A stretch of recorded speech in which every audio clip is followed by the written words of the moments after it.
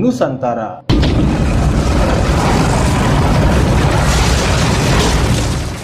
Problema dan beban hidup selalu menghiasimu. Membaca Al-Quran akan menenteramkan hati, menguatkan iman, dan menyembuhkan penyakit. Ala bidzikrillahi tatma'innul qulub. Kini kami hadirkan untuk kaum muslimin Al-Quran Saku cetakan asli Madinah Munawwaroh dengan ukuran 8,5 x 11 cm dan ringan akan memudahkan Anda untuk membawanya kemanapun. Pesan sekarang dengan jaminan asli cetakan Madinah. Hubungi Niaga Store di 0852 3240 6239. Jadikan hari-hari Anda selalu bersama Al-Quran. Dapatkan segera panduan praktis membaca kitab bahasa Arab selangkah demi selangkah. Anda akan belajar untuk mahir membaca kitab bahasa Al-Quran. Umar bin Al-Khattab radhiyallahu anhu berkata, pelajarilah bahasa Arab karena sesungguhnya bahasa Arab itu termasuk bagian dari agama. Buku Dalilul Qori merupakan buku ajar bahasa Arab dari hasil penelitian dan pengembangan. Untuk info pemesanan, hubungi 0852 3240 6239. Dapatkan bukunya, ikuti bimbingannya. Ikuti bimbingan belajar bahasa Quran setiap Sabtu pukul 7 hingga 8.30 waktu Indonesia Barat. Live Niaga TV dan Robani TV.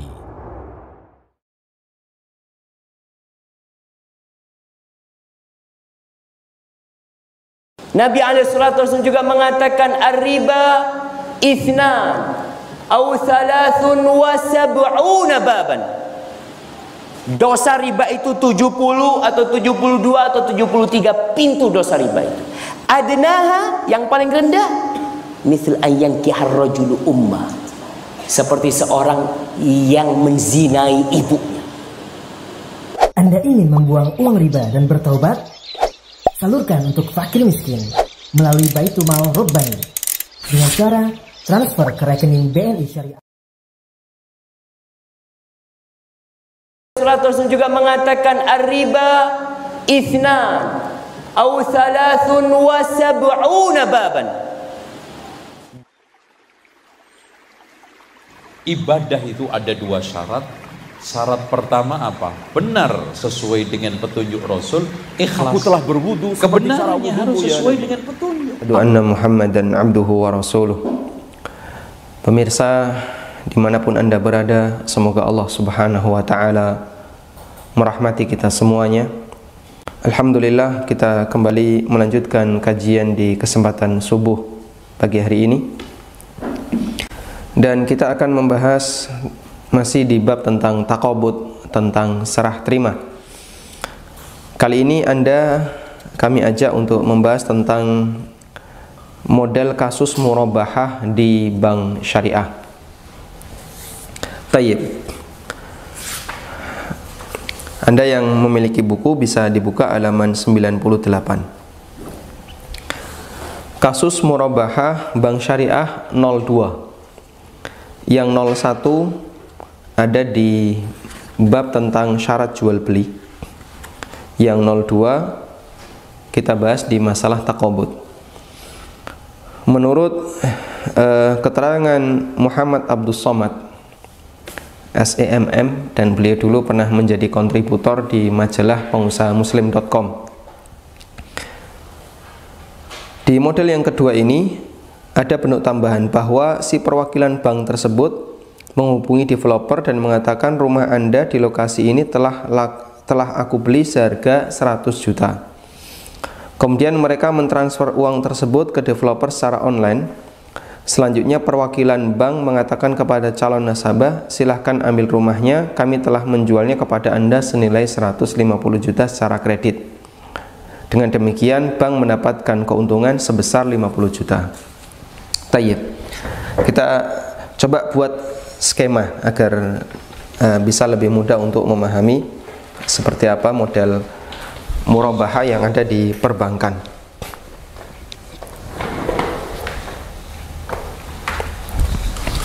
Baik, mengulang pelajaran sebelumnya. Murabahah itu apa? Jual beli amanah.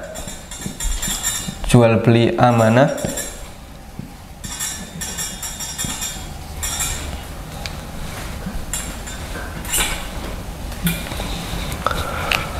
yang ada keuntungannya,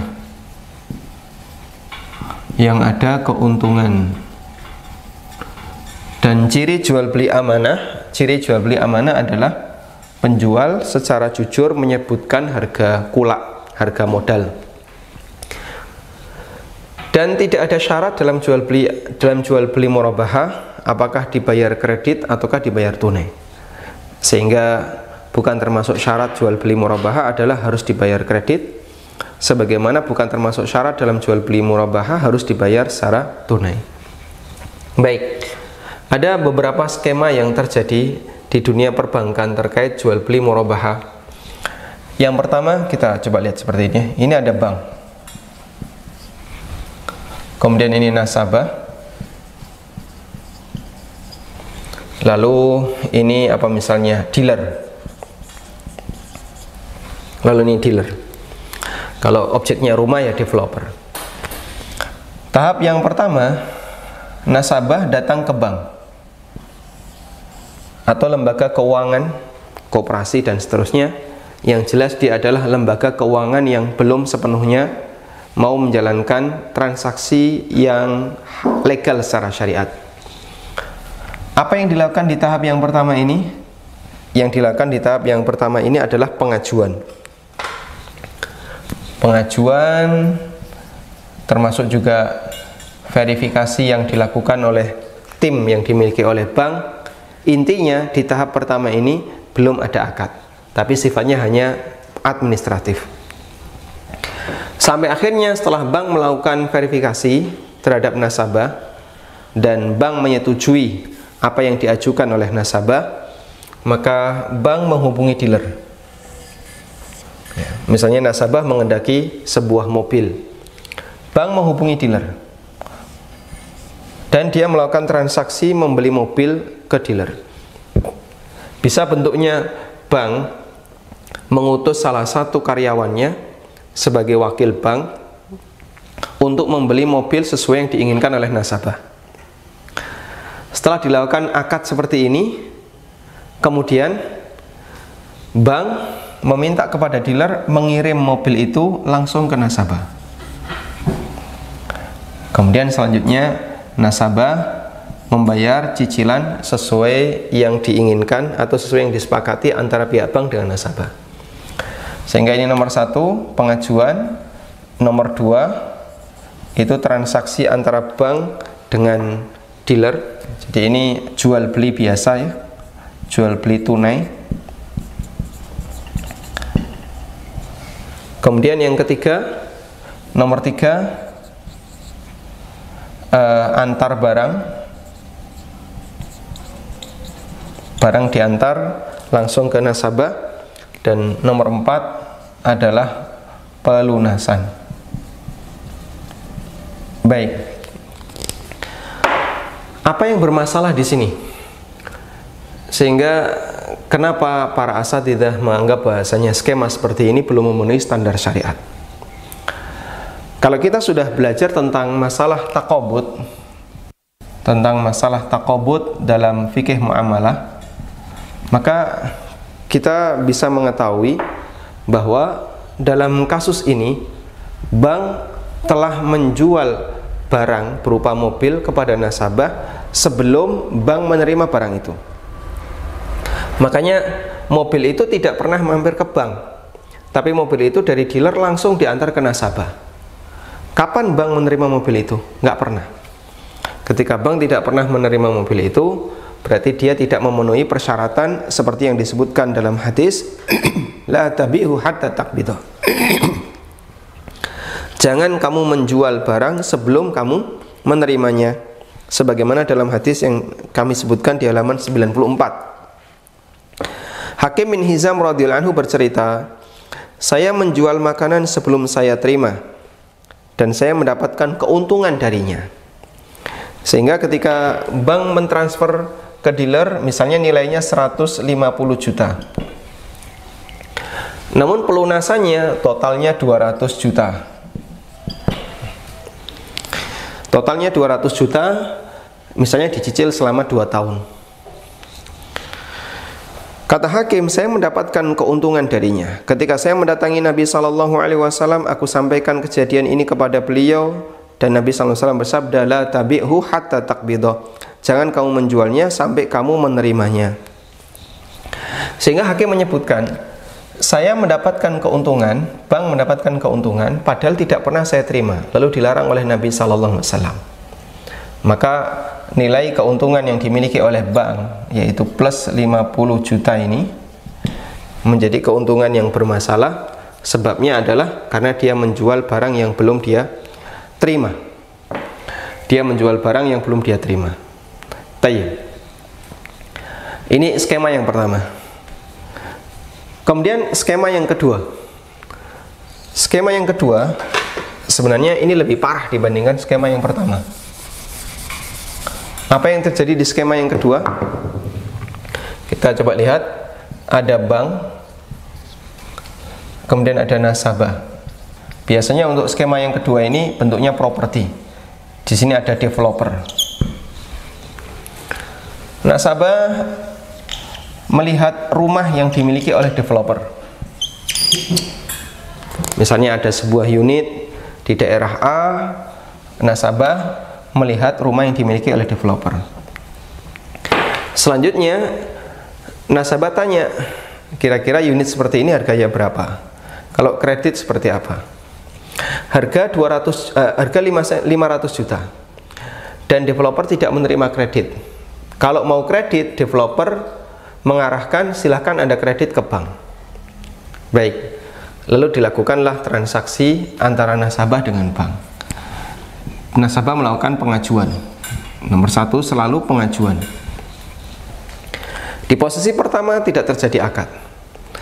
Sifatnya pengajuan, kelengkapan administratif, termasuk misalnya verifikasi, dan sampai akhirnya setelah dilakukan BI checking, keluar hasil nasabah A diterima sehingga layak untuk mendapatkan pembiayaan dalam rangka membeli sebuah rumah.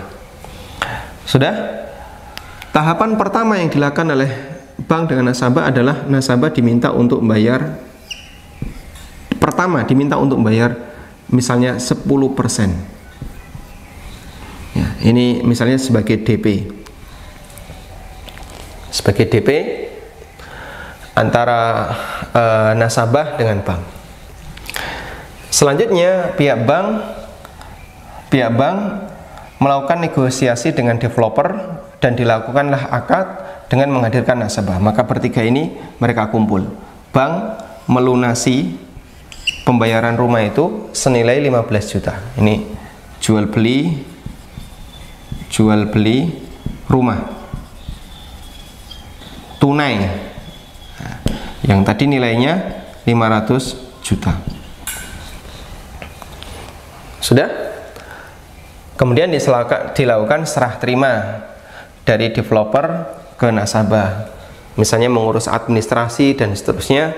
Akhirnya pihak developer menyerahkan AJB dan seterusnya, sampai kemudian bank memegang sertifikat dan yang dibutuhkan sebagai penjamin bagi nasabah selama dia belum lunas.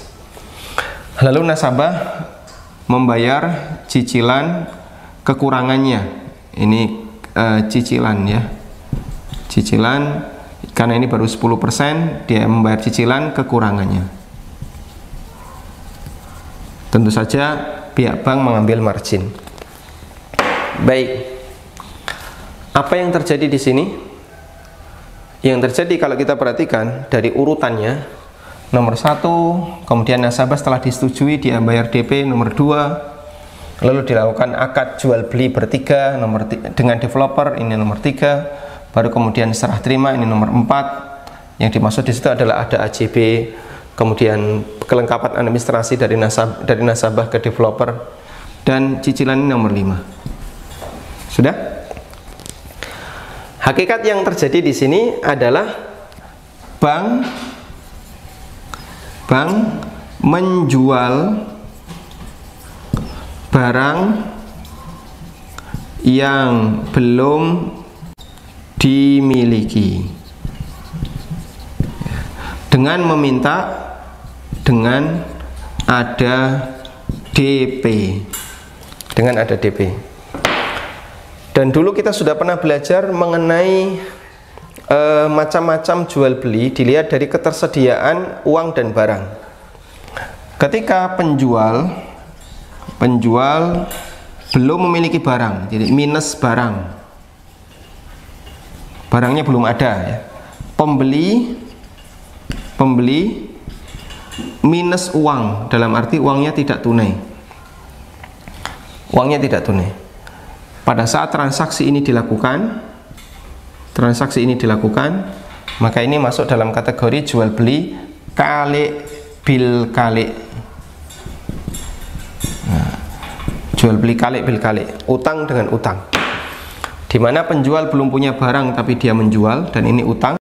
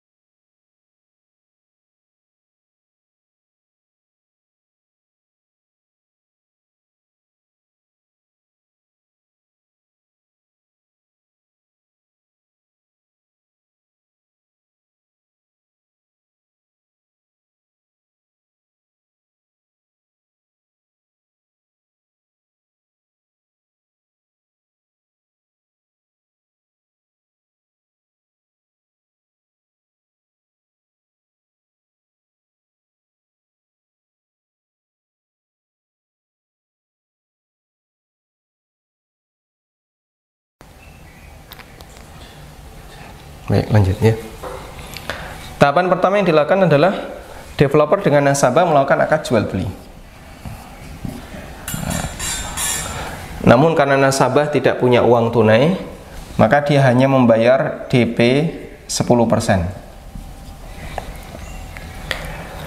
Tapi developer dia tidak mau tahu, pokoknya harus dilunasi segera. Batas maksimalnya 1 atau sekian bulan. Akhirnya developer mengarahkan kepada nasabah, coba kamu mengajukan pinjaman ke bank. Lalu bank melakukan akad dengan nasabah, mengajukan pinjaman.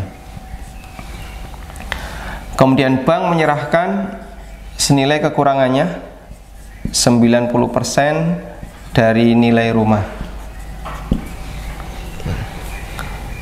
Kemudian pihak nasabah, ini satu arah ya, ini satu arah. Kemudian pihak nasabah membayar cicilan. Yang dilakukan seperti ini. Apa yang terjadi di sini? Yang terjadi di sini adalah murni utang. Murni utang.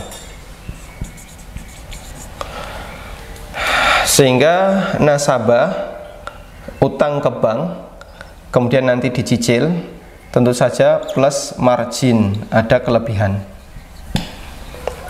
Maka margin yang didapatkan oleh pihak bank di sini statusnya adalah riba.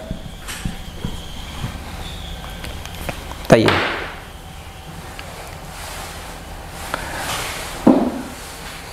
Sudah?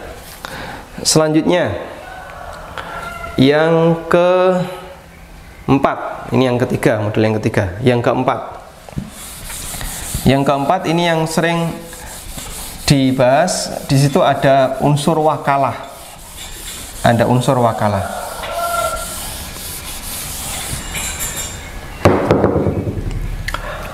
Ada bank, kemudian ada nasabah. Lalu nasabah datang ke bank membeli sebuah mobil. Nasabah datang menyampaikan pengajuan membeli sebuah mobil. Setelah diterima, mereka tidak melakukan akad. Di nomor 1 ini mereka tidak melakukan akad, cuman pengajuan. Lalu bank mewakalahkan kepada nasabah. Nah, akadnya wakalah. Aku wakilkan kepada Anda untuk menghubungi dealer, dan Anda sebagai wakil kami untuk membeli ke dealer. Lalu nasabah datang ke dealer dengan membawa misalnya alat bukti pembayaran dari bank ke dealer. Nasabah datang ke dealer sebagai wakil dari bank untuk membeli unit rumah atau unit mobil yang diinginkan. Saya mau mobil yang ini, harganya berapa? Sekian puluh juta, sekian ratus juta. Langsung nasabah menghubungi bank, baik ini sudah saya beli, silakan transfer. Nah, kemudian bank transfer ke dealer. Transfer.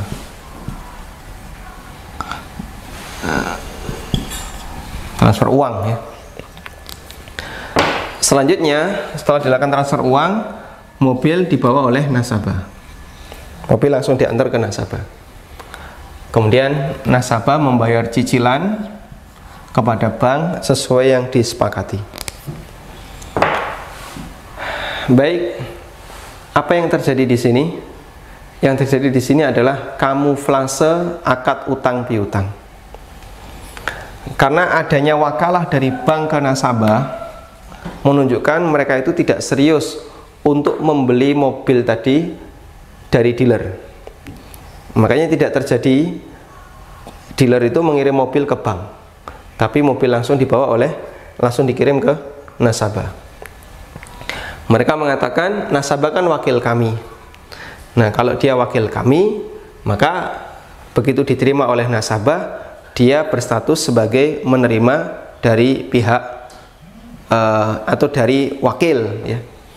Berarti yang menerima, kalau yang menerima nasabah, saya tulis di sini ya. Nasabah adalah wakil bank. Berarti kalau yang menerima nasabah itu sudah sama dengan yang menerima bank. Sehingga ketika nasabah menerima, statusnya sama sebagaimana bank menerima. Bolehkah seperti ini?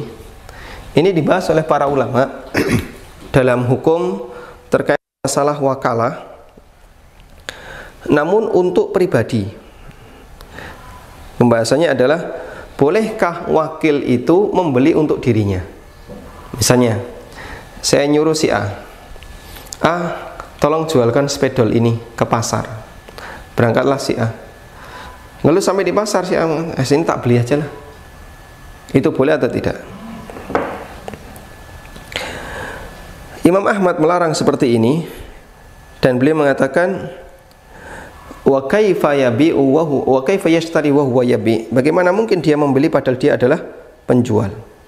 Ya. Ada pembahasan al-ma'ruf indal ulama biqaulihim al-wakilu bil bai'i hal yajuzu ay yashtari li nafsihi. Orang yang menjadi wakil untuk menjualkan barang, bolehkah dia beli barang itu untuk dirinya? Al-jumhur 'alal man'i fi halatil wakalah mutlaqah. Jumhur melarang seperti ini. Dalam kitab Al-Insaf, yang ini merupakan kitab mazhab Hambali, la yajuzu lil wakil fil bai'i ay yabi'a li nafsihi hadzal madhhab wa alaihi al jumhur. Tidak boleh bagi wakil untuk membeli barang yang dititipkan kepadanya. Saya nyuruh orang, tolong jualkan barang ini ke pasar. Kemudian setibanya di pasar, barang ini saya beli sendiri. Tentu saja dengan harga diskon. Menurut jumhur ini dilarang. Nah, kenapa ini dilarang? Karena begini. Tadi nasabah dan bank nasabah adalah wakilnya bank. Nah, wakil itu kaidahnya wakil sama dengan yang diwakili. Berarti nasabah itu sama dengan bank. Dia jadinya satu badan. Sudah? Nasabah jadinya bank. Maka jika nasabah wakil dari bank, ini ada penjual, ada pembeli. Ada penjual, ada pembeli. Anggaplah penjualnya bank. Bank diwakili oleh nasabah, berarti ini nasabah. Nah, nasabah juga sekaligus sebagai pembeli, karena dia bertindak sebagai dirinya sendiri. Ini juga nasabah. Jadinya transaksi antara nasabah dengan nasabah. Siapa penjual, siapa pembeli. Mafhum insyaallah ya? Paham Pak Rahmat? Masya Allah. Baik. Jadinya ketika penjualnya adalah bank dan dia diwakili nasabah, seharusnya kan pembelinya orang lain. Tapi mengingat pembelinya adalah nasabah, maka di sini jadinya tertulis nasabah juga. Nasabah beli ke nasabah, orangnya sama. Siapa penjual, siapa pembeli. Nah, itu yang dimaksud pendapat jumhur tadi, bahwa wakil tidak boleh membeli barang yang diwakilkan kepadanya. Tayyib. Insya Allah bisa dipahami. Dan di buku ini saya sebutkan satu contoh skema akad murabahah yang syar'i. Anda bisa buka di halaman 106, dan juga ada penjelasannya di halaman-halaman sebelumnya, yaitu mulai halaman 102, 103, itu membahas tentang memahami murabahah syariah. Coba kita bahas bagian ini. Memahami murabahah yang syar'i.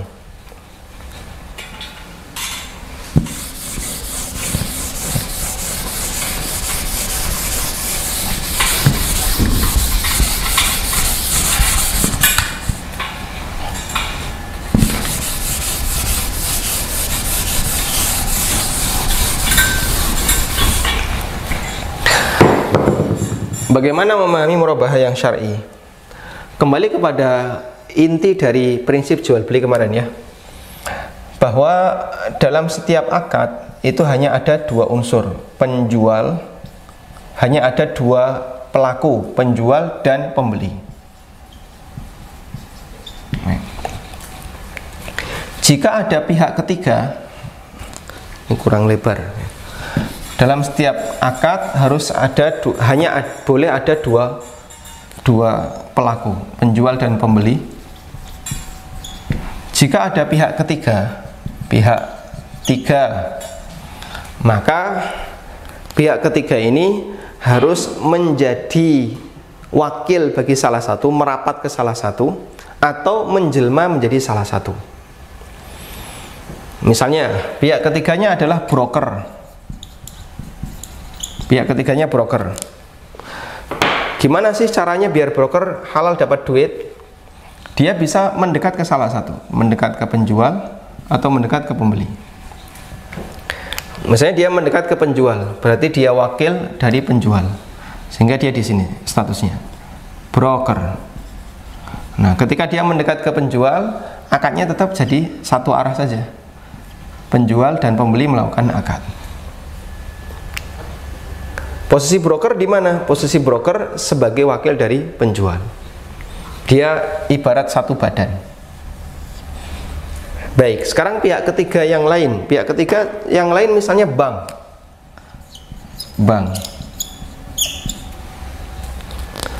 Bank itu cocoknya gimana? Mungkin nggak bank menjadi pemasaran penjual? Oh, kayaknya nggak mungkin, karena itu bukan core bisnisnya bank. Sehingga bank tidak mungkin jadi brokernya penjual. Karena itu, apa yang memungkinkan agar bank bisa mendapatkan uang yang halal? Yang mungkin adalah bank menjelma menjadi salah satu. Sehingga misalnya di sini posisi bank saya taruh di tengah. Ini bank. Apa yang terjadi?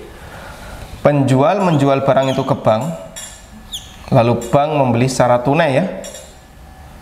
Jadi akad jual beli, maka panahnya dua arah. Kemudian bank menjual barang itu ke pembeli, dan pembeli membayarnya secara kredit. Terjadi akad dua arah. Disinilah bank berhak untuk mendapatkan margin. Tayyib, berarti kalau ini kita detailkan, maka ini adalah penjual satu, lalu ini pembeli satu. Kemudian pembeli satu ini berubah menjadi penjual dua, dan ini pembeli dua. Bolehkah seperti ini? Sangat boleh. Dan itulah prinsip murabahah syar'i. Makanya rumus yang disampaikan oleh Al-Ustadz Dr. Arifin Badri, yang ini dulu pernah beliau sampaikan pada awal-awal berkembangnya majalah pengusaha muslim, beliau mengatakan selama skema transaksi antara penjual dan pembeli dan pihak bank itu bentuknya segitiga, pasti ini masalah. Selama bentuknya segitiga, pasti masalah. Tapi kalau bentuknya tidak segitiga, ini segi apa ini? Jadinya A, B, C. Kalau bentuknya seperti ini, hukumnya boleh. Anda bisa perhatikan, tidak pernah terjadi interaksi antara A dengan C. Ini nggak terjadi interaksi. Interaksinya searah dan dua kali tahapan. Ini tahap 1 antara A dengan B, dan tahap 2-nya adalah antara B dengan C. Ini tahap 2. Kalau yang terjadi seperti ini, hukumnya sah. Tapi kalau segitiga, ya, ada A, B, C, selama bentuknya seperti ini, maka itu yang bermasalah. Karena itu kita buat yang segitiga itu jadi searah. Caranya gimana? Memutus rantainya. Nah, itu prinsip murabahah yang syar'i. Sehingga jadinya searah A dengan C, C dengan B. Baik, kalau dilakukan seperti ini tinggal ditekuk saja kawatnya, ya, maka jadi lurus, insya Allah boleh. Baik, kurang lebih prinsipnya seperti itu. Dan di buku sudah cukup jelas saya berikan gambaran tentang bagaimana cara murabahah yang syar'i. Insya Allah cukup memahamkan. Dan skema itu saya tuangkan di sini ya. Ini Anda bisa perhatikan, dia satu arah. Pertama adalah dari nasabah ke bank. Di sini tidak ada akad. Nomor 1 ini tidak ada akad. Ini nomor 1. Tidak ada akad. Anda bisa buka halaman 106. Tapi ini sifatnya pengajuan. Dan karena sifatnya baru pengajuan, berarti statusnya adalah tawa'ud. Tawa'ud itu janji akad. Wat tawa'ud laisa bai'an, dan sebatas janji akad itu bukan jual beli, sebagaimana keterangan Ibnu Hazm di halaman 103. Annat tawa'uda laisa bai'an, bahwa sebatas perjanjian, rencana untuk melakukan akad itu bukan akad, sehingga tidak mengikat sama sekali. Kemudian akad dimulai sejak kapan? Akad dimulai sejak nomor 2. Bank dengan dealer dulu. Bank melakukan akad dengan dealer, jual beli barang. Setelah barang diantar ke bank, maka di sini panahnya ada dua. Bank transfer duit, dealer ngantar barang. Setelah barang ada di tempat bank, dilakukan akad jual beli dengan nasabah. Dilakukan akad jual beli dengan nasabah sesuai kesepakatan harga, kesepakatan lama cicilan dan seterusnya. Sehingga ini kalau kita luruskan bisa. Ya. Jadinya seperti ini. Berarti Anda bisa lihat tidak terjadi interaksi antara nasabah dengan dealer. Di sini putus. Kalau ini nyambung, rantai ini nyambung, misalnya dealer ngantar barang langsung ke nasabah, ini jadinya akad jual beli yang bermasalah. Dan ketika bermasalah, maka margin yang didapatkan oleh pihak bank adalah margin yang juga bermasalah. Wallahu ta'ala alam. Itu sebagai tambahan tentang masalah taqabud, yang ini merupakan kesalahan yang banyak dilanggar di lembaga-lembaga keuangan di Indonesia. Mengingat lembaga keuangan di tempat kita, mereka diarahkan, disetting untuk menjadi lembaga pembiayaan, sehingga mereka sebisa mungkin, kalau bisa jangan sampai punya stok barang, sehingga tidak ada istilah bank kulak mobil, bank kulak rumah, tidak ada. Adanya pembiayaan saja. Makanya terjadilah seperti tadi, dengan aneka macam akad yang tadi kita sebutkan, dan itu semuanya adalah akad yang bermasalah. Wallahu ta'ala alam. Semoga apa yang kita sampaikan ini bermanfaat. Dan selanjutnya kami persilahkan bagi Anda yang mau bergabung, bisa di line telepon. Baik, ini ada penelpon yang masuk, kita angkat, putus ya.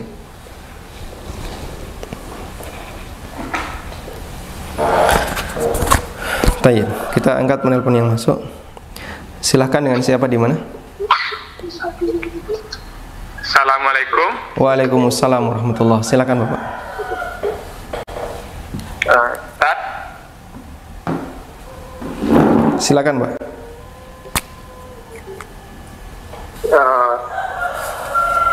Abu Konita Ustaz dari Suralangun Ustaz. Silakan.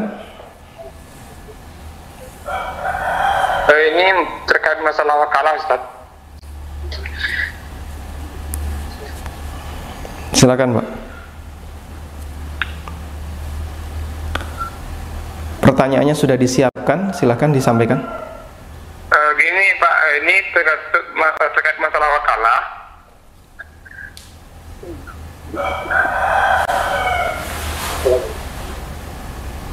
Halo? Silakan Pak, Anda sudah terhubung. Oh ya, ini transaksi wakalah ini Ustaz, yang saya dapatkan dari pengalaman kawan-kawan yang di sini. Sama seseorang itu membutuhkan barang, tetapi katakan dia tidak seorang penjual, jadi orang ini membutuhkan barang, tapi bank tidak mempunyai barang. Jadi bank ini mewakilkan kepada pihak pembeli untuk membeli barang yang mereka inginkan. Baik. Nah, terus gimana ya? Gini. Jadi ketika barang sudah sampai, dibeli oleh pembeli tadi yang diwakilkan untuk mewakili bank ke toko tersebut. Jadi pembeli itu membawa nota aja ke bank tersebut tanpa melihatkan bentuk barang yang mereka beli.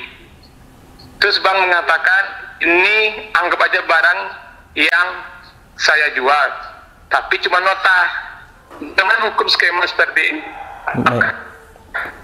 syar'i ataukah memang ada kesalahan yang harus diluruskan? Baik, cukup Bapak? Cukup Pak. Nah. Tayyib. Salah satunya sebagaimana yang Anda sampaikan ya, bahwa pihak bank melakukan wakalah kepada nasabah. Saya beli barang di tempatnya si A. Saya sebagai pembeli ya, saya beli barang di tempatnya si A.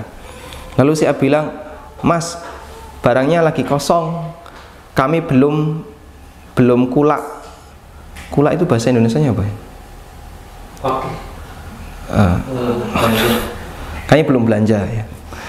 Karena saya pernah kajian di Padang, saya sering nyebut kulak, jamaahnya protes, tidak paham. Barang lagi kosong, kami belum belanja. Akhirnya pihak penjual nyuruh saya, gini saja, kamu jadi wakil saya untuk belanja barang itu di tempatnya si B. Nanti silahkan kamu beli di B, kemudian barang itu kamu bawa, terus notanya bawa ke sini. Anda bisa perhatikan, ini akad yang aneh sekali. Loh, saya pembeli menjadi wakil penjual, saya pembeli menjadi wakil A. Lalu saya berangkat ke B sebagai A, karena saya wakil A. Setelah itu saya belanja barang yang saya inginkan, saya dapat barang, kemudian saya dikasih nota, notanya saya bawa ke B. Berarti di posisi ini saya pembeli barang itu dan sekaligus menjadi penjual barang itu. Berarti wakil membeli objek yang diwakilkan. Dan tadi kita sampaikan jumhur melarang praktik seperti ini. Jumhur melarang praktik seperti ini. Meskipun ada sebagian ulama yang membolehkan, tapi kata jumhur ini dilarang. Tayyib. Dan yang kedua, si A sebagai nasabah bank tadi hanya menyerahkan nota. Lalu nota itu diterima oleh bank. Kemudian bank mengatakan kepada si A, baik, kami jual barang itu dengan diwakili nota. Nota itu bisa nggak mewakili barang, misalnya objeknya apa, mobil. Nota itu bisa nggak mewakili mobil. Kemarin sudah kita bahas tentang takobut hukmi, takobut yang sifatnya diasumsikan atau distatuskan sebagai takobut, yang lawannya adalah takobut hakiki. Kalau takobut hakiki, objeknya saya serahkan, ada. Kalau takobut hukmi, objeknya tidak ada, namun diwakili barang yang lain yang itu dianggap representasi atau wakil dari barang yang ditransaksikan, seperti sertifikat untuk tanah atau BPKB dan kunci untuk kendaraan bermotor. Nah, sekarang nota itu apakah bisa menjadi wakil bagi takobut hukmi? Ya, yang kita tahu tidak bisa. Orang nggak mau beli motor kok cuma dikasih nota saja. Beli motor itu ya kalau dikasih kunci BPKB, serah terima kunci BPKB STNK itu mungkin bisa. Tapi kalau cuman STNK saja, cuman kwitansi, itu bukan media yang bisa mewakili motor. Karena itu praktek seperti tadi menurut saya hanya akal-akalan saja ya. Wallahu taala alam. Baik, coba kita angkat penelpon berikutnya. Silahkan, dengan siapa di mana? Assalamualaikum warahmatullahi wabarakatuh. Waalaikumsalam warahmatullahi wabarakatuh. Silakan Bapak. Ya, terkait dengan tadi Ustaz jelaskan Bang, apakah bisa disebutkan aja Ustaz dengan mungkin Ustaz sudah telah meneliti atau mengkaji bank-bank atau pembiayaan yang memenuhi akad syar'i tadi, bisa nggak Ustaz? Jadi kita ya, karena kan banyak hal-hal yang mungkin di dalamnya kita juga nggak paham. Itu aja Ustaz. Maksudnya ya, banknya atau biaya biaya apa, lembaga pembiayaan yang memang sudah sesuai dengan menurut Ustadz melakukan akad syar'i, sesuai syar'i itu yang mana? Oh, baik. Untuk kita bisa jadi jadi bank A atau bank B, apakah boleh disebutkan langsung? Jadi kan kita tidak juga salah gitu Ustadz. Baik. Terima kasih. Nah, wa jazakumullahu khairan. Nah. Baik. Kalau saya harus nyebut merek nampaknya cukup sensitif dalam masalah ini. Cuman yang saya pahami, wallahu ta'ala alam, berdasarkan beberapa interaksi yang kami lakukan langsung dengan pihak perbankan, itu tidak bisa dipukul rata. Dalam arti begini, ada sebagian cabang yang mau menerima dan ada sebagian cabang yang lain yang dia tidak mau menerima. Contohnya di Jogja, ada salah satu bank syariah yang dia cukup dekat dengan kami. Bahkan ketika dia mau melakukan akad tertentu, kadang minta saran, akad kayak gini sudah sesuai atau tidak. Saya pernah diundang pertemuan antara manajer cabangnya dengan salah satu developer. Kemudian saya diminta tolong jelaskan gimana akad yang sesuai skema syar'i. Namun ternyata ini juga tidak berlaku di cabang yang lain. Banknya sama, cuman di cabang yang lain nggak berlaku. Makanya untuk bisa disebut nama bank ini, kita nggak menjamin apakah di tempat Bapak mau memberlakukan skema yang sesuai syar'i ataukah tidak. Tapi secara umum kalau mereka diajak terutama pimpinan cabangnya. Kalau pimpinan cabangnya misalnya sudah mengenal kajian yang pernah disampaikan Ustadz Irwandi atau yang pernah disampaikan oleh Ustadz Arifin Badri atau Ustadz Khalid Syamhudi, biasanya mereka sudah mau menerima, dan ketika itu kadang mereka minta referensi atau nasabah kadang diperbolehkan untuk membawa pengawas syariah, misalnya nunjuk Ustadz Fulan agar mendampingi akad yang mereka lakukan. Cuman kalau kita pukul rata, ada sebagian yang mau menerima dan ada sebagian yang belum mau menerima. Wallahu ta'ala alam. Baik. Kita coba angkat pertanyaan melalui WA. Baik, kita Ustadz, mohon penjelasan apakah diperbolehkan jual beli dengan sistem hedging? Ada jaminan sistem apa? Hedging. Hedging. Ada jaminan hedging. Ada jaminan harga walaupun transaksi belum dilakukan. Barakallahu fiik. Baik, apakah boleh transaksi dengan sistem hedging? Ada jaminan harga walaupun transaksi belum dilakukan. Wallahu ta'ala alam. Mungkin nanti bisa kita bahas secara khusus untuk model hedging ya. Kita belum melebar pada transaksi uang dengan uang, karena hedging ini lebih kepada transaksi sorof, uang ditukar dengan uang. Insya Allah akan ada pembahasan khusus yang belum bisa kita angkat sekarang.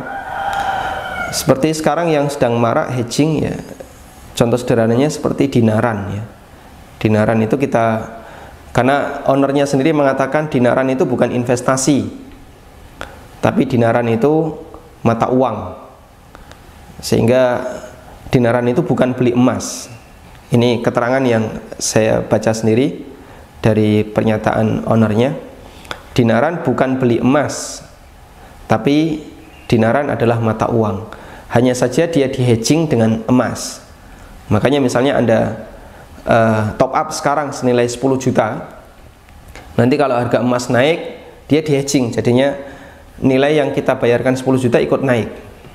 Nah, insya Allah akan kita bahas tersendiri. Tayyib. Baik, coba kita angkat satu penelpon.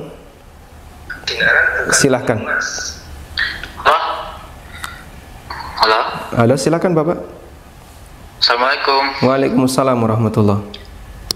Maaf Pak Ustadz, saya mau bertanya tentang pertanyaan saya yang kemarin. Yang website itu kan, yang mereka punya banyak produk, ada banyak produk kaos dan lain sebagainya. Kemudian kita upload desain kita, kemudian jika ada yang membeli produk itu dengan desain kita yang terpasang di pada produk itu, maka kita dapat komisi. Kemudian si perusahaan atau pihak website itu ngeprint, ngecetak dan packing dan mengirimnya ke customer. Nah, pertanyaan saya adalah apakah ada masalah dalam bisnis model yang seperti ini? Baik. Ya. Coba Bapak. Yang saya pahami ini seperti istisna mawazi. Istisna mawazi itu pembuatan barang namun dia bertingkat ya. Posisi Anda sebagai subkon atau bawahan dari pemilik web tadi, sehingga Anda hanya diminta silahkan buat desain, nanti desain kamu kalau diterima akan saya kasih fee sekian. Sebagaimana ketika ada orang yang membuat sebuah desain tertentu, lalu desain itu dipakai oleh orang lain, lalu kita dapat royalti, insya Allah diperbolehkan sesuai dengan kesepakatan. Sedangkan web ini dengan konsumennya statusnya adalah akad istisna. Saya beli, misalnya saya beli desain ini, lalu dibuatkan kaos dengan desain itu, diprint, dicetak, lalu dikemas, dikirim. Berarti saya melakukan akad istisna. Saya sebagai mustasni, sebagai konsumen akad istisna, dan pemilik web itu sebagai soni, sebagai produsen. Dan akad seperti ini diperbolehkan. Wallahu ta'ala alam. Tayyib. Baik, coba kita angkat pertanyaan melalui WA.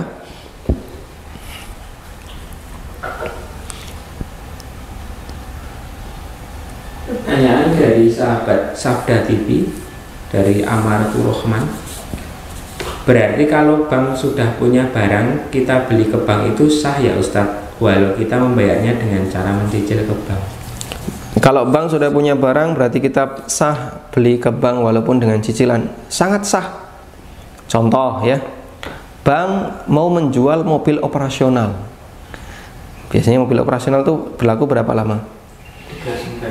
3 tahun misalnya. Oh, 3 tahun bank punya mobil A, lalu dia mau upgrade, mau ganti.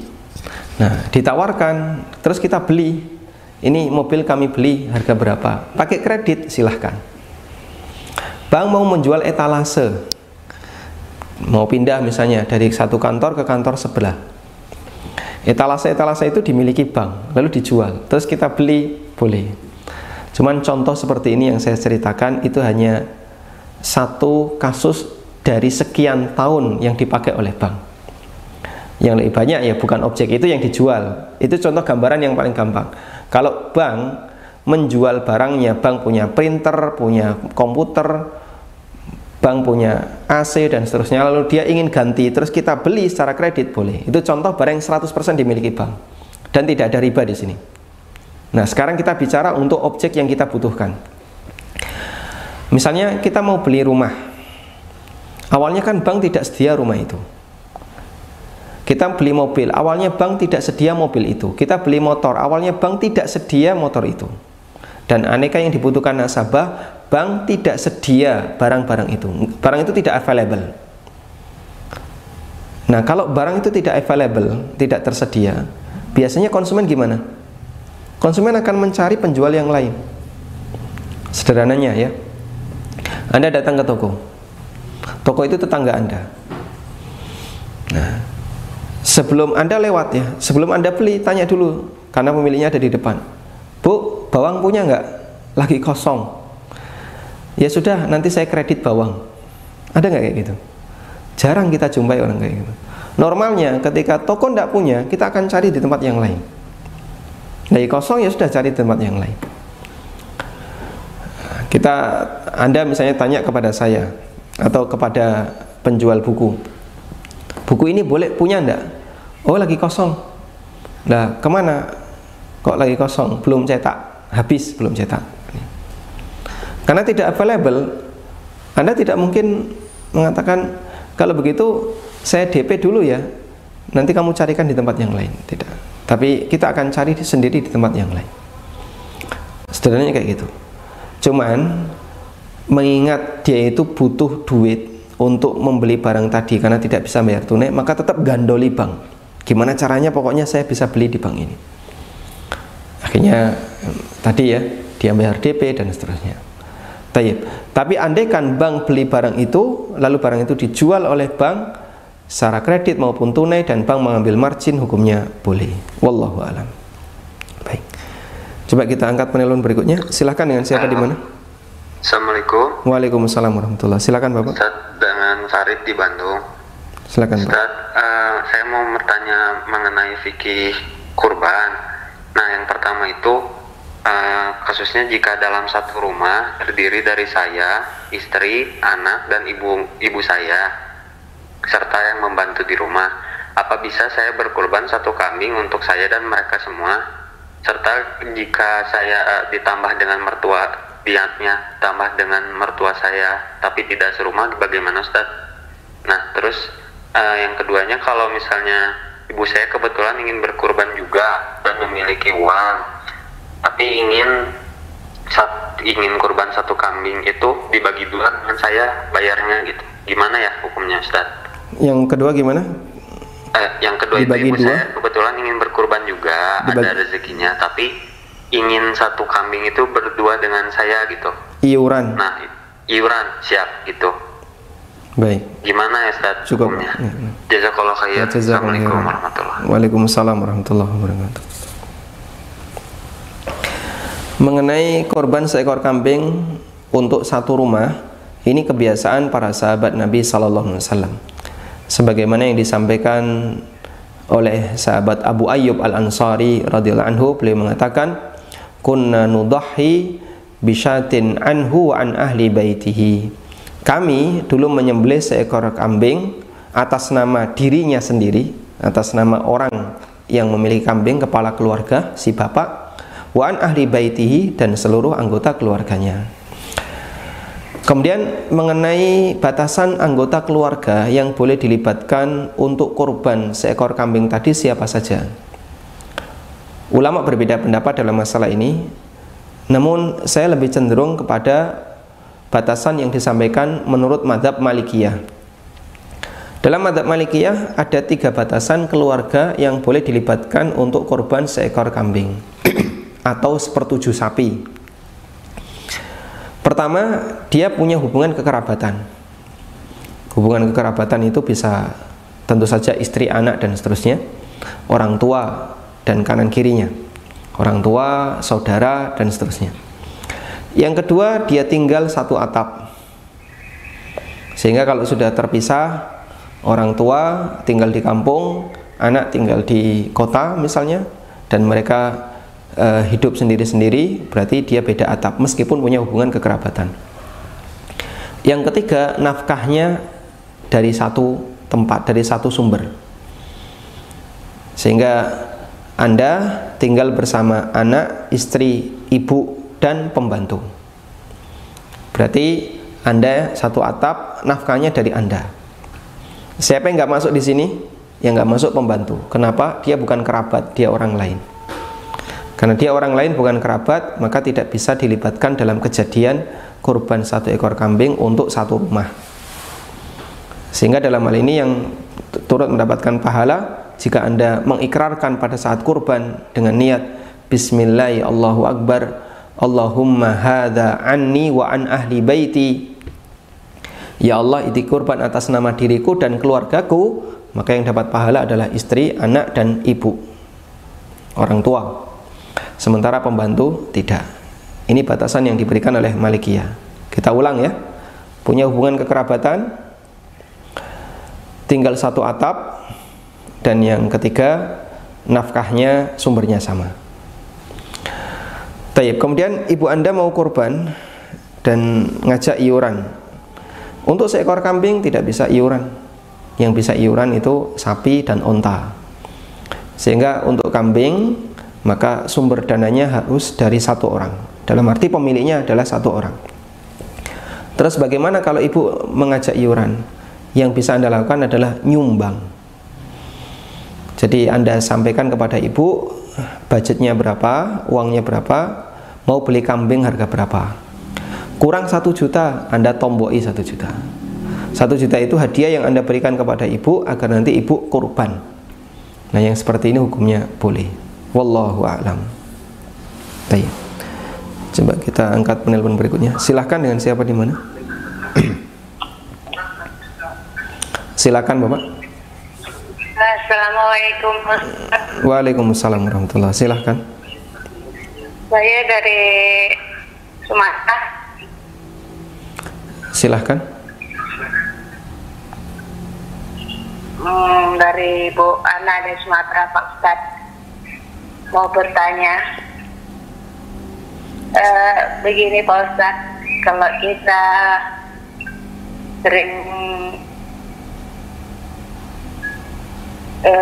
umpamanya gini Pak Ustadz, kita biasa mengerjakan sholat rawatib ya kan, qobliyah ataupun ba'diyah, tapi ada satu hal kita nggak bisa, nggak tepat waktu lagi itu Pak Ustadz. Umpamanya zuhur kita kerjakan pas 1:30 gitu kan, apakah sholat badi apa qobliyahnya itu Pak Ustadz, apakah masih bisa dikerjain, masih bisa kita laksanakan ataukah gugur?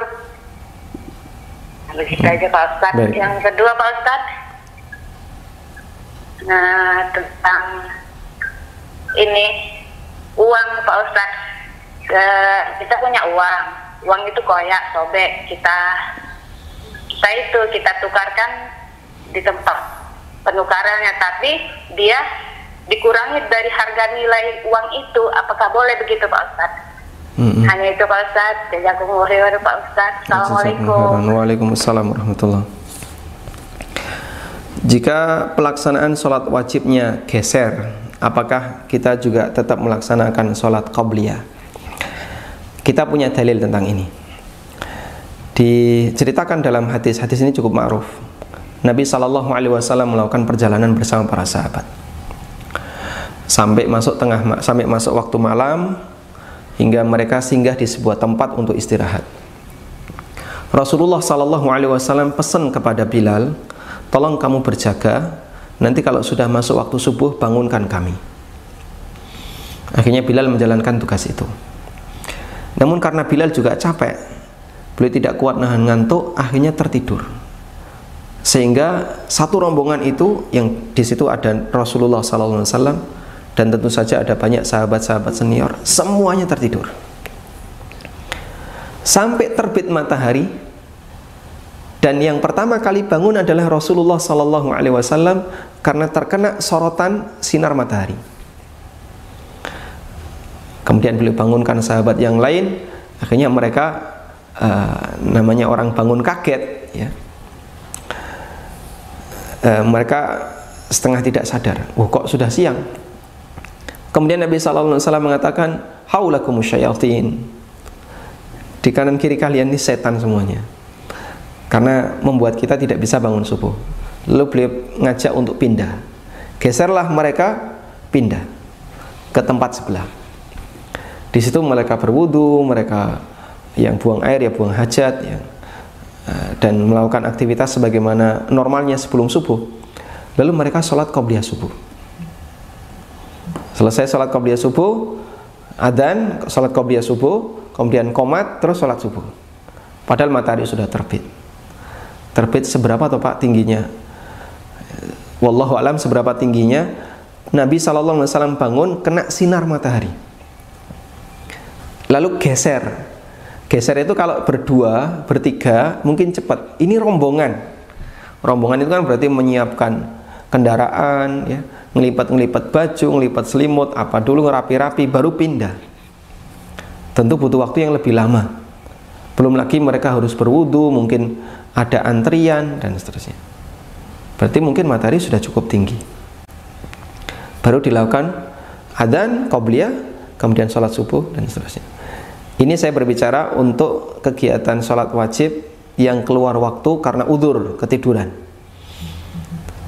Dan yang Anda sampaikan itu belum keluar waktu, baru 1:30, dan waktu zuhur kan sampai asar. Apalagi di Sumatera 1:30 itu ya masih di awal, atau misalnya ya masuk ke pertengahan misalnya. Karena itu meskipun tidak di awal waktu, qabliyah tetap berlaku, sehingga Anda kerjakan qabliyah dulu, sholat wajib, kemudian sholat ba'diyah. Wallahu ta'ala alam. Baik, kita coba bacakan pertanyaan melalui WA.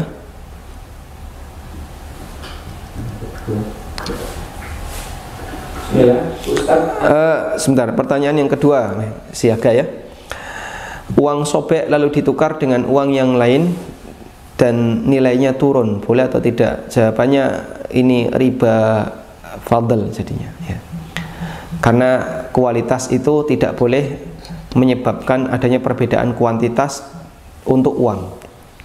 Uangmu jelek 10.000, ini tak tukar dengan 7.000 uang bagus, tidak boleh kayak gini.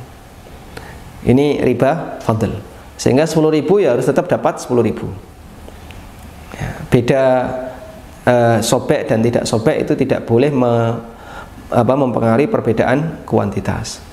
Nah kalau dia nggak bersedia gimana? Ya kalau nggak bersedia ya gimana lagi? Dia nggak bersedia. Berarti Anda tukarkan ke bank agar nanti bisa mendapatkan uang yang baru. Nah coba kita baca.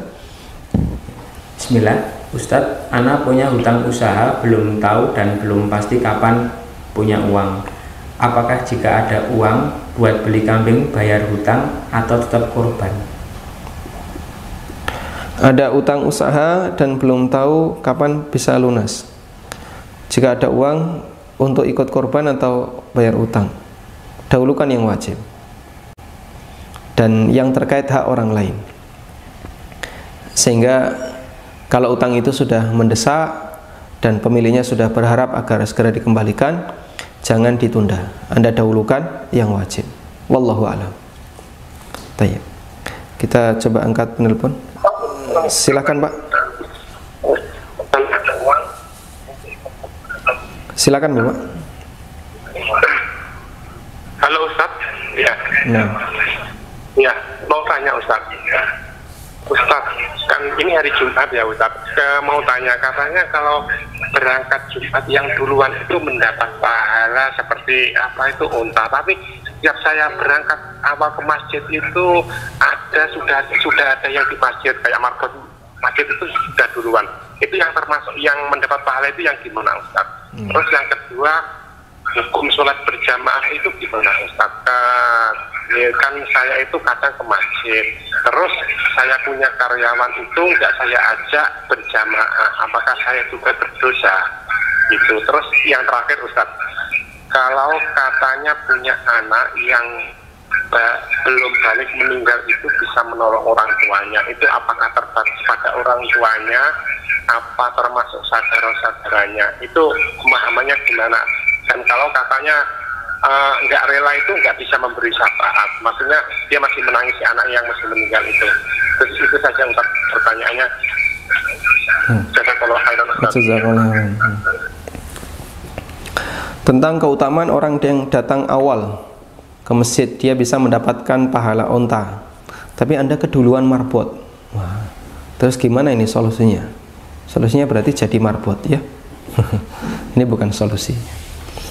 Tayyib. Hadis itu tidak berbicara siapa yang datang pertama, tapi hadis itu mengatakan siapa yang datang di waktu awal. Sehingga kalau yang datang di waktu awal jumlahnya 100 orang, ya 100 orang itu dapat pahala sebagaimana yang dijanjikan.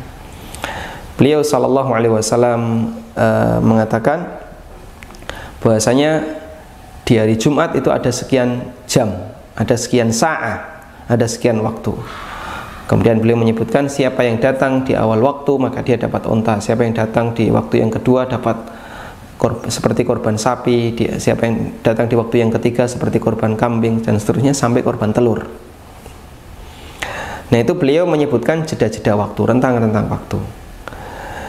Sebagian ulama menjelaskan, dan ini keterangan dari Syekh Abdullah Al-Bassam rahimahullah, itu dimulai sejak subuh ya, sehingga subuh sampai khatib naik mimbar itu berapa jam?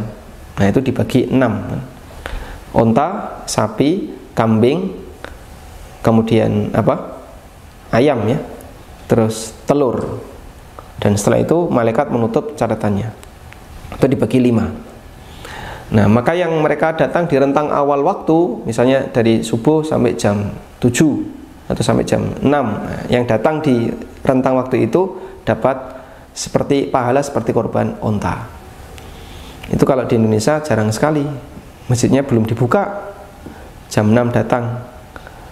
Tapi walhamdulillah kaum muslimin melakukan ini ketika di Masjidil Haram, di Masjid Nabawi. Masya Allah mereka datang jam 8. Padahal di Indonesia jam 8 masjidnya baru dibersihkan, bahkan belum dibersihkan, bersihkan masjid jam 11. Tapi dia datang jam 8, kemudian sholat, baca surat Al-Kahfi dan seterusnya.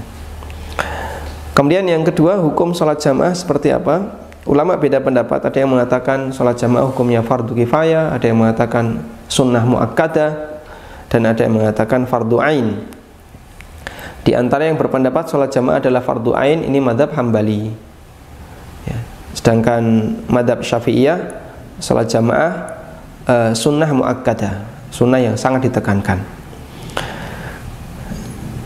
Nah, sehingga ketika Anda tidak mengajak karyawan untuk sholat jamaah, apakah berdosa? Ya, kembali kepada masalah hukumnya tadi. Namun saya lebih cenderung untuk berbicara kalau Anda mengajak karyawan melakukan sholat jamaah, maka insya Allah Anda dapat pahala tambahan ketika dia mau melakukannya. Ad-dalu ala al-khair kafa'ilihi. Siapa yang menunjukkan orang lain untuk berbuat baik, maka dia mendapatkan pahala seperti pelakunya. Selanjutnya yang ketiga, anak yang belum balik meninggal, apakah dia bisa memberikan syafaat bagi orang tuanya? Jawabannya bisa ya. Dan ketika yang meninggal, Nabi SAW pernah mengatakan, siapa yang ditinggal wafat oleh 3 anaknya, maka dia akan memberikan syafaat kepada orang tuanya untuk masuk ke dalam surga. Lalu ada sahabat yang tanya, bagaimana kalau dua? Termasuk juga dua anaknya. Nabi SAW menjawab, termasuk dua anaknya. Maka di sini Allah Subhanahu Wa Taala memberikan ganti bagi orang yang ditinggal wafat anaknya. Allah Subhanahu Wa Taala jadikan anaknya sebagai pemberi syafaat. Lalu bagaimana kalau orangnya tidak ridho? Kalau orang tuanya tidak ridho, ya wallahu taala alam, bisa jadi justru mendapatkan dosa karena tidak ridho dengan takdir Allah. Namun nangis itu belum tentu menunjukkan tidak ridho. Sebatas nangis, Nabi SAW menangis ketika ditinggal wafat oleh putranya Ibrahim dari ibu Maria. Ibrahim di usia 1 tahun meninggal dunia. Rasulullah SAW memangku Ibrahim sambil menangis. Sahabat kemudian ketika melihat itu merasa aneh. Ya Rasulullah, tabki, ya Rasulullah, Anda nangis ditinggal mati anaknya. Jawab Nabi SAW, inna la nu'adzabu bihadza walakin nu'adzabu bihadza. Kita tidak dihukum oleh Allah karena tetesan air mata, tapi kita dihukum oleh Allah bihadza, dan beliau megang lisannya karena ini, yaitu tidak bisa jaga mulutnya. Lalu dia misalnya meraung-raung, dia ngomong-ngomong menyampaikan sesuatu yang tidak atau yang mengundang murka Allah Ta'ala, dan itu bisa berbahaya. Wallahu ta'ala alam. Tayyib. Cukup insyaallah. Baik, mungkin itu yang bisa kita sampaikan. Semoga menjadi kajian yang bermanfaat. Wassallallahu ala nabiyyina Muhammadin wa ala alihi wa sahbihi wasallam. Wa akhiru da'wana alhamdulillahi rabbil alamin. Wassalamualaikum warahmatullahi wabarakatuh.